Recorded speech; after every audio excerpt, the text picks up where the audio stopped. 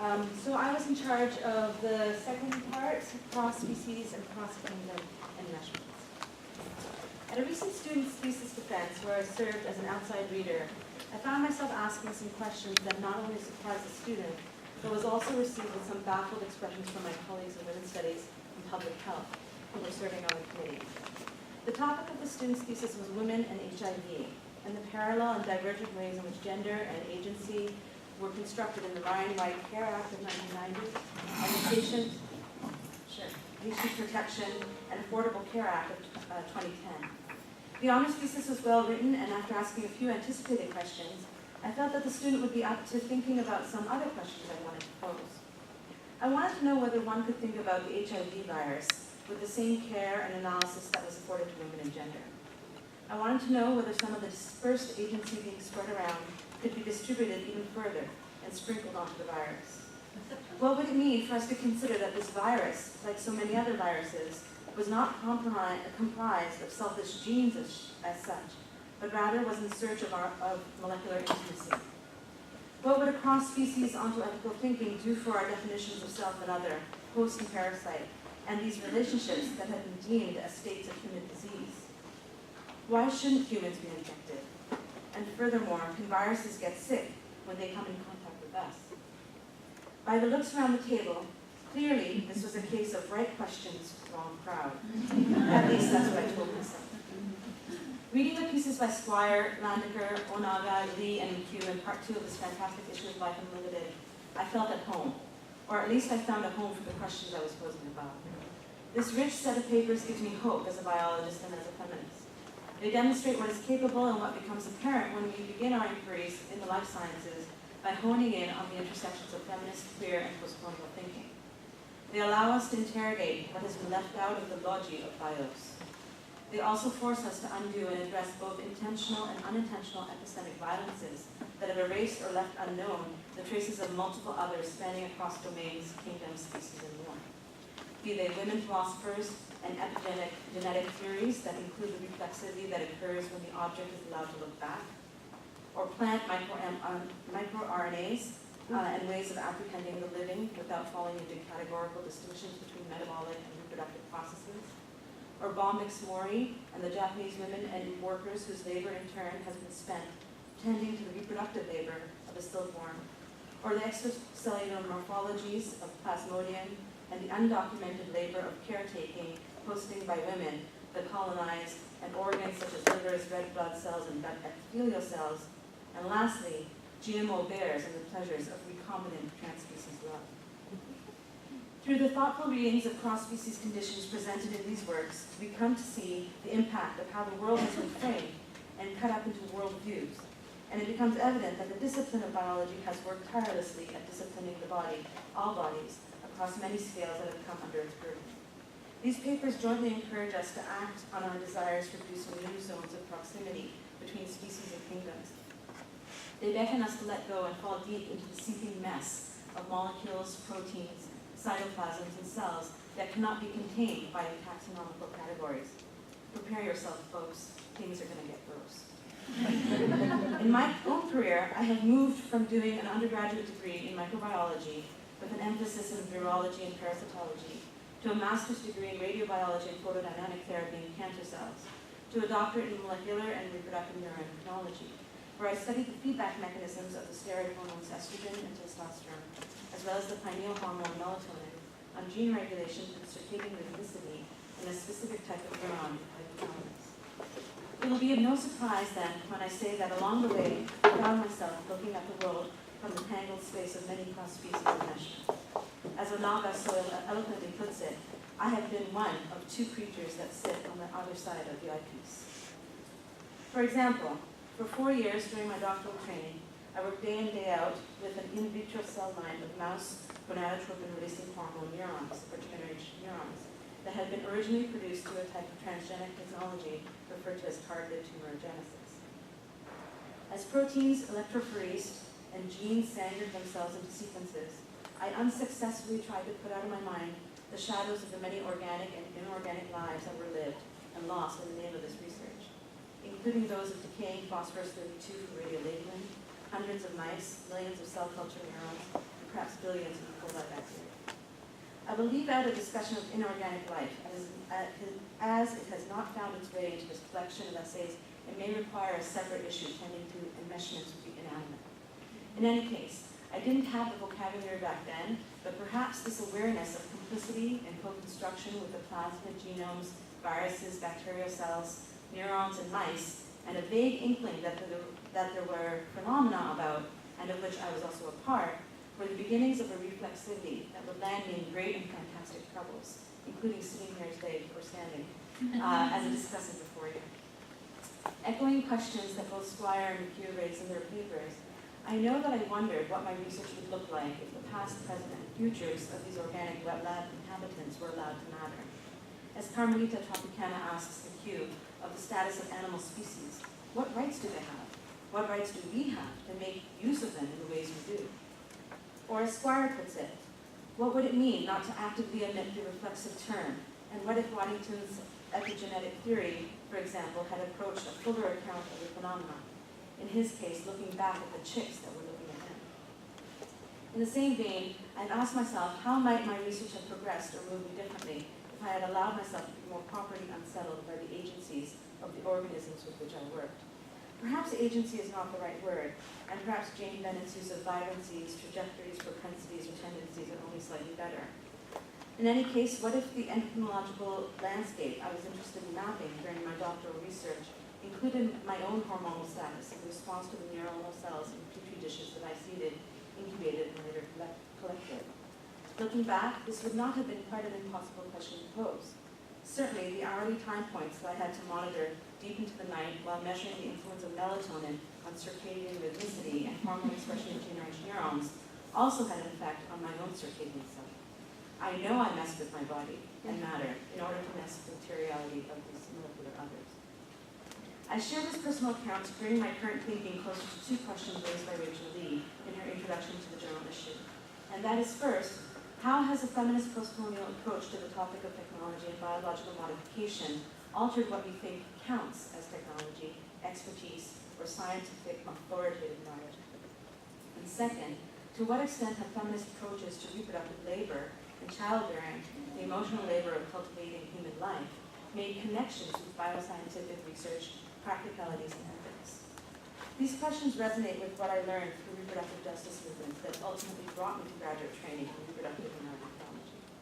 Similar types of questions have also served as conveners for my entry into the field of feminist science and technology studies, as they require the necessarily simultaneous motions of critique and return to practice that have been pivotal for me in keeping the words feminist and scientist side by side. By bringing issues of gender, race, colonialism, and labor to the forefront of their thinking through bodies and biologies, the authors of these articles are producing an important cut in feminist STS. What these papers each individually and collectively signal to me, and what I come away with as one of their pivotal interventions in the current state of feminist STS, is the shared message of what becomes possible to know when new materialist approaches successfully recall and include oldish materialisms of historical kind. It is not only the attention in these papers to delineating ontological tumult, to use Landeker's term, and to raising awareness of uneven grounds of epistemological authority, further borrowed from Lee, but also the careful attention to measuring the repercussions of these tumults and uneven grounds on the material lives and labor of humans, non-humans, insects, and bacteria that characterizes the impact and much-needed contributions made by the authors in this collection. In the pieces by Onaga and Lee, for instance, we are made keenly aware of the reproductive labor and labor politics in the production of silk and the hospitality work of Justine the Alien. These pieces together push me to rethink one of my current collaborative projects in feminist STS on the rise of surrogacy practices in the city of Hopewell, where the Union Carbide gas leak occurred now almost 30 years ago. The women who are by far the cheapest surrogates available for hire by US, Canadian, European companies, so you can hire a Hopewell surrogate for about $4,000 US, where it can go up to about $150,000 US, are also women who are of reproductive age and would have been born either just before or soon after the methyl isocyanate exposure that killed tens of thousands of people, leaving others with severe gas-related health problems, including reproductive harm.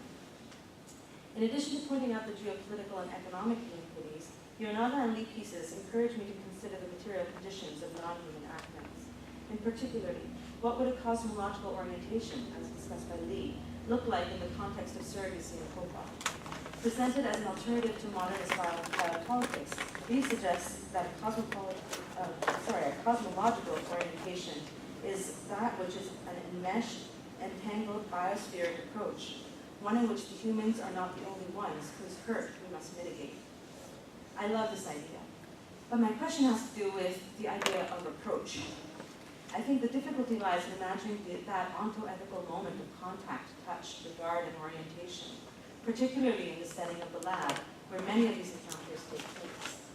Having spent the last several years thinking with the work of Isabel Stengers, I wonder what would emerge if this cosmological orientation were put into conversation with Stengers' cosmopolitics. Can we think about a cross-species or post-humanist politics for the lab, whereby feminist biologists, for example, learn to recognize the practices of non-human actants without transcendent judgment, and train themselves to recognize the concerns of these molecular others, even though these non-human concerns may not be our own? I would suggest that the feminist and post-colonial pieces come together nicely around this question of ontoethical and epistemological approaches to biological life through Stengers and Lee. Whereas Stengers' work on developing an ecology of practices invites the other, and presumably the scientific human other, to the table, Lee extends this invitation to the non-human others, and further turns the table upside down by making us starkly aware of our own completely embedded, or what she calls, chimerological condition. Building on this question of approach, I want to turn now to thinking more about feminist practices for the lab. In my mind, these practices should incorporate bidirectional traffic in the sense that theories and concerns from feminist and post-colonial approaches make their way into the everyday nitty-gritty of bench work and knowledge production, while also allowing scientific practices and knowledge to infect, inform, and shape feminist and post-colonial thinking. These intentions, however, are all well and good, but I want to touch on the real difficulties and tensions that come along with these attempts at cross-fertility. One of the most difficult decisions about initiating this kind of exchange is knowing where to start. As Edward Said posed in his methodological question while attempting to compile a work on Orientalism, he stated that there is no, and I quote, "there is no such thing as a merely given or simply available starting point," end of quote, and in fact suggested methodological devices for studying authority.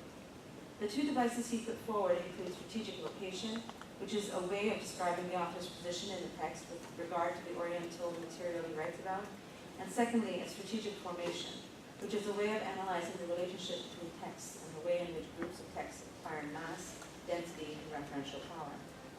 Transplanting this thinking and using these methodological devices for studying scientific authority leads me to several issues raised in the piece by Hannah Lackafer on our understanding of metabolism and the distinctions made between metabolism and reproduction.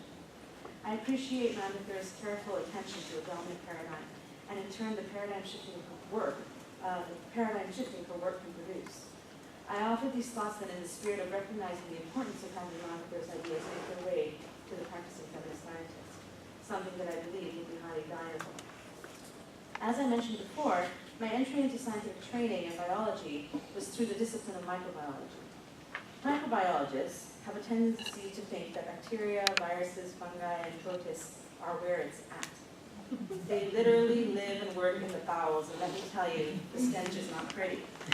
However, through some of the careful research of microbiology, we have come to have deep understandings of the interrelated processes of metabolism and reproduction through such things as parasite and host relationships, and theories such as symbiogenesis. For the microbiologist, the processes and importance of metabolism and reproduction, in my opinion, have not been as starkly divided as Lackafer would suggest. I would argue that the commingling of life at the level of the gene through the processes of ingestion is not new to any microbiologist who studies viruses or plant retroviruses, for instance. And certainly long-established Western indigenous and non-Western practices in herbal medicine will also attest to this functional activity between the eater and the eaten in the realms of both metabolism and reproduction, if they are even divided in that way. The difference is that many of these scientific knowledge bases have not required genetic evidence for their understanding. And even in my doctoral work on reproductive neuroendocrinology, I was trained to maintain a constant awareness of the connections and deep overlap between the processes and functions of melatonin, steroid hormones, stress hormones, circadian rhythms, GnRH gene expression, reproduction, and amenorrhea in anorexia nervosa. This is why Landeker's depiction of the deep trench between metabolism and reproduction or replication only makes sense to me in the context of a particular worldview and historical quarrel that I think Scott Gilbert also talks about between biochemists who live for proteins and molecular geneticists who get off on the gene. Landeker's intention is not to use recent examples of human genomic regulation by plant or non-human genes and protein to contemplate how we will think about everything from the body to the microbial world to genetically modified food in the future, but rather to understand how Western modern thought has been organized and what has been unthinkable. So the question is, what should be the starting point? The feminist scientist who is herself enmeshed in these authoritative traditions will have to figure out where to begin an inquiry of such an example of scientific authority. Which authority do we choose to take on? What are the strategic locations, and more importantly in this case, what are the strategic formations, in the sense of the groups of texts and disciplines being brought together that in turn amass referential power? The second feminist practice for the lab that comes out of Landeker's piece has to do with the element of surprise, and how to frame surprise in the context of scientific discovery. Should feminist scientists also learn to be surprised? I haven't quite put my finger on it, but something about how Landeker so nicely brings forward surprise as a crucial element felt by the scientists who conducted the work on plant microRNAs in the mouse liver and those now working on microbiomes speaks to me about the dominant culture of becoming or thinking like a scientist. In addition to simply working as a rhetorical tool, as in, wow, look what I found, surprise, this surprise also may originate out of a type of encounter with the body of the other that is teeming with infections and inflections of positivist science, pure objectivity, and what Haraway might call a God trick inspired in unveiling of nature and universal truths. So this one's going to take a little bit more thinking, but that's the beginning thoughts. So I want to end now by suggesting that we collectively try to imagine a lab where these articles on cross-species and cross-kingdom enmeshments are put to work as protocols for scientific experimentation. What would happen if the feminist and post-colonial materialist approaches so brilliantly gathered here could be extended into scientific practices? What if we could take these papers and march into a lab, or better yet, create our own Wednesday lab? Thanks to the authors of these wonderful papers, I'm ready and excited for the next set of challenges ushered in by this work.